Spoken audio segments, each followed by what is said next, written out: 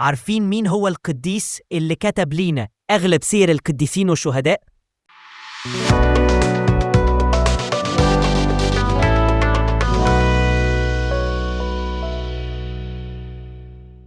زمان وفي عصر الاستشهاد اتولد القديس يوليوس الأقفاصي، وتحديداً في محافظة بني سويف في قرية أقفاص اللي معروفة دلوقتي باسم البهنسة.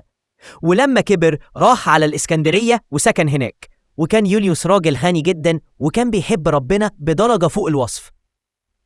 وفي يوم كان يوليوس نايم وشاف في حلم السيد المسيح وقال له: افرح يا خادم القديسين، فالأكاليل معدة لك.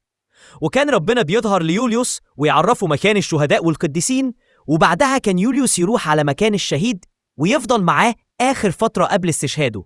وخلال الفترة دي كان بيكتب سيرته وكل حاجة عن حياته قبل الاستشهاد.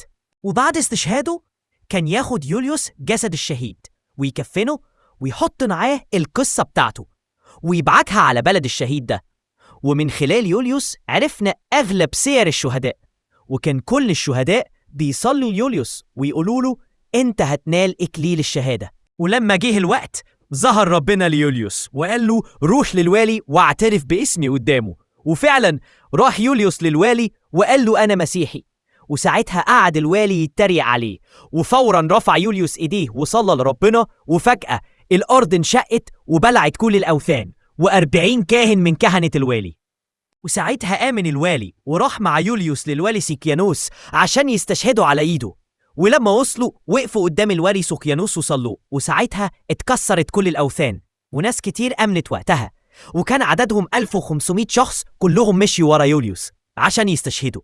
واستشهد القديس يوليوس الأقفاصي، بس مش لوحده، كان معاه 1500 شخص استشهدوا معاه. وعيد القديس الشهيد يوليوس الأقفاصي يوم 22 توت من كل سنة. وانت كمان صلي معايا وقول: يا رب يسوع، بشفاعة القديس يوليوس كاتب سير الشهداء، ادينا نحبك من كل قلبنا زي ما هو حبك، ونعيش كل حياتنا ليك. ساعدنا يا رب نعيش أمناء ليك ونمشي في طريقك إلى انقضاء الدهر. آمين.